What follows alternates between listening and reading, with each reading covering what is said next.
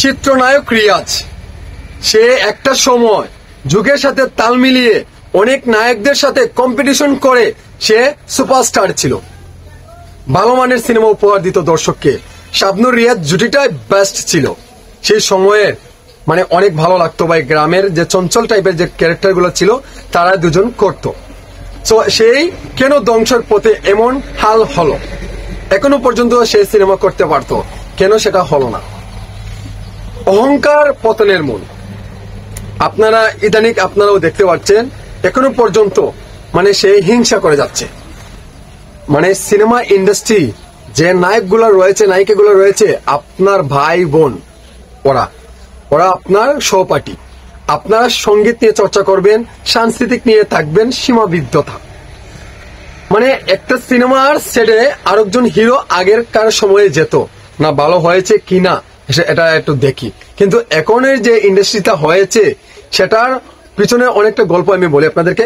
রাজনীতি জড়িয়ে আছে ইন্ডাস্ট্রিতে। এখন যে সেটের যায় না কেন অন্য নায়ক সেটা দেখতে দিবে না, কারণ কপি করে ফেলবে, এটা ফোকাস করে ফেলবে। এটার জন্য কিন্তু ইন্ডাস্ট্রি আরো ধ্বংস হয়েছে। আর এই রিয়াজটা হচ্ছে একটা স্বরের মতো স্বর। মানে ভাই, মানে ভাষাটা আমি সেই রকম করতে চাচ্ছি না, কারণ শাকিব খানকে নিয়ে তার অনেক চুলকানি অ্যালার্জি। শাকিব খানের তাকে সহ্য করতেই পারে না। শাকিব খানকে তার একদমই মানে শাকিব খানকে নিয়ে সমালোচনা করতে করতে করতে করতে আজকে এই দিন পর্যন্ত আসছে সে। আরে ভাই, নায়ক হতে হলে শাকিব খানের মতো হও, অহংকার নেই, সম্মান দে, সিনিয়রদেরকে সম্মান দে। তুমি রিয়াজকেও মেরিল প্রথম আলো পুরস্কার অ্যাওয়ার্ডে অনেক সম্মান দেয় তোমাকে শাকিব খান, কিন্তু তুমি শাকিব খানকে নিয়ে সেই অ্যাওয়ার্ডে একটা তামাশা করো, মানে রুস্টিং করো, এমন অবস্থা করো যাতে তোমার এই বাপদাদার সম্পত্তিটা হচ্ছে রাজনীতি, এই ইন্ডাস্ট্রি তোমার বাপদাদার সম্পত্তি।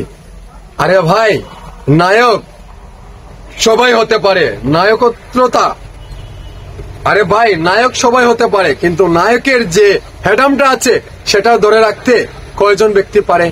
আলেকজান্ডার ব্রক, ফেরদৌস, রিয়াজ, রুবেল, ওরা হচ্ছে একটা চক্র। শাকিব খানকে ভালো চায় না, শাকিব খানকে ধ্বংস করতেই পারলে তাদের মাথা ব্যথাটা ছেড়ে যায়। আমার তো মনে হয় এই যে কয়েকটা গোটা নামটা আমি বললাম, তাদের পেটের ভাতটা কি হজম হয় প্রতিদিন?